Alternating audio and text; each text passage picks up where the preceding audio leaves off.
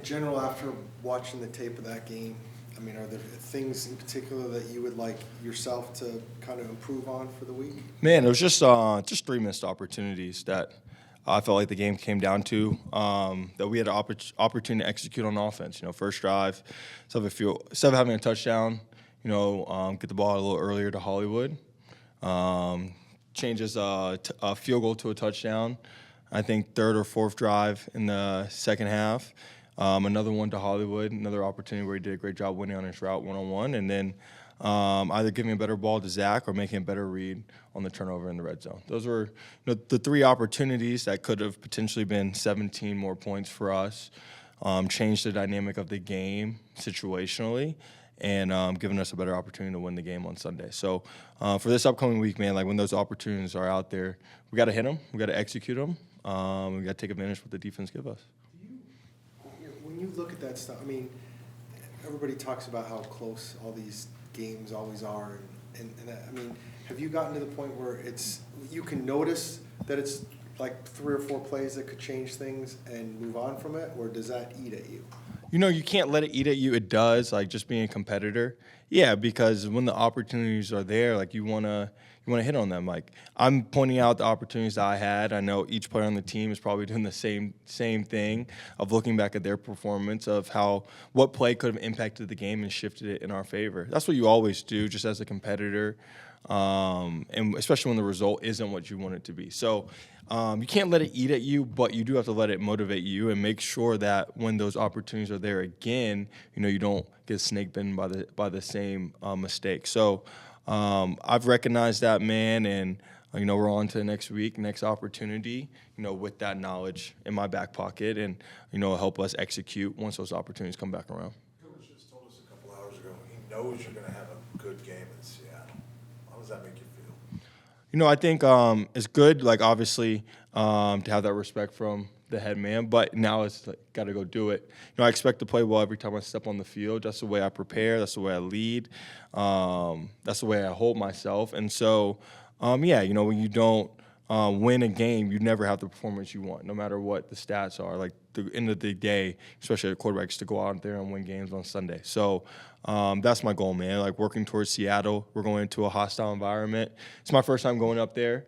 So taking a new stadium, but I've heard stories about the 12th man and I've seen their impact that they can have on a game from afar. So, and then we're playing a really good team on top of that. So it's going to take everything out of me to prepare to play really well on Sunday, hold the guys accountable, man, and go out and let it rip. Outside of a big third down catch, Michael Wilson was kind of quiet again until the fourth quarter. What do you think it is to try to get him jump-started again and back into a good rhythm? Yeah, man, I think, just when the opportunities are there, just being able to take advantage of the looks the defense are giving us. We had a couple plays up for Mike, just with the given looks from the defense, just the way they kind of play their quarters coverage and the way they flood zones on their defense from Sunday. They kind of took away the advantageous look down the field to work him.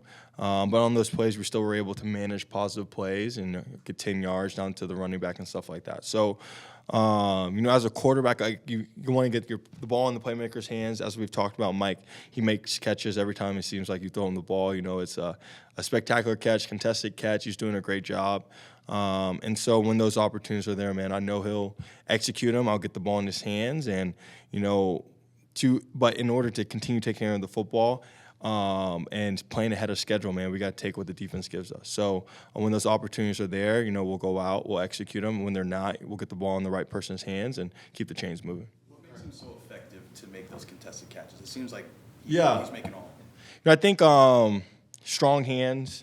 He's a strong dude, and I think that's what allows him to have good body position. Like when you're running those deep in cuts and a lot of the out cuts, like a lot of times, you're open, but you're open not because of the separation, but more just body position where he's in between the ball and the defender. And so for him to be able to keep that body position, keep a defender on his back, and then make a contested catch, that's what plays to his strong suit. He obviously does a great job like in the run game and his effort down the field, following the play, blocking for guys.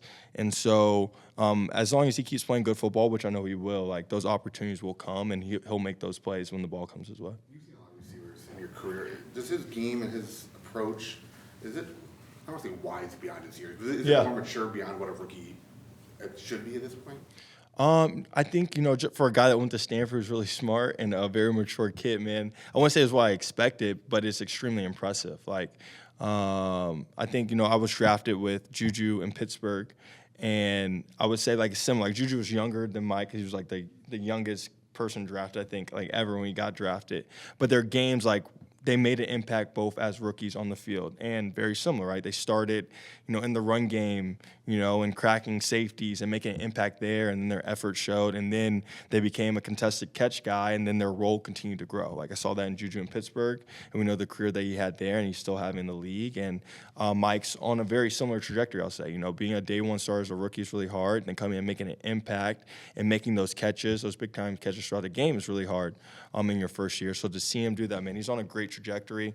I've been impressed, every single day. Now, just watching how he's taking care of his body, being able to go out and practice each and every day, being available, and then going out and performing on Sunday. It's been impressive. So I'm excited to see him grow, man. He has a bright future. I don't know if you've noticed, but Kyler Murray returned to practice today. Yes, I did notice. I know you guys noticed too.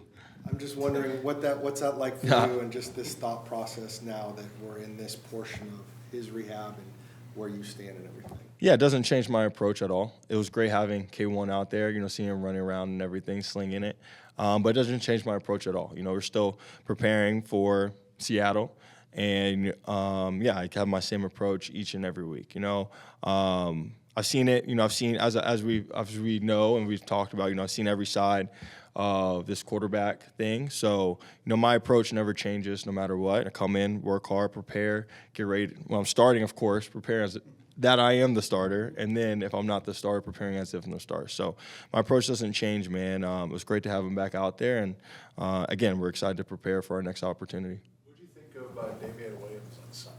I thought he did really good. Like, he came in, like, obviously off a quick week, just got here, knew the offense really well, was able to spin out tackles and make positive plays. I think, like, we ran a inside zone track. He got hit in the backfield, split it, got 10 yards.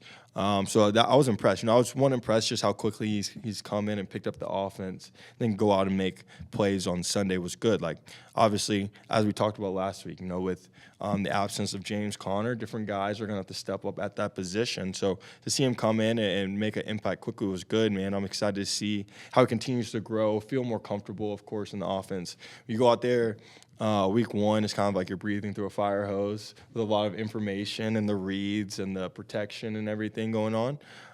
But as he gets more comfortable in this system, he'll continue to make plays. What are the biggest challenges for a quarterback of just picking up this offense? As a quarterback just picking up this offense? I think challenges per se, it's just as any offense, like quarterback picking up any new offense, man, like it's just reps in the system.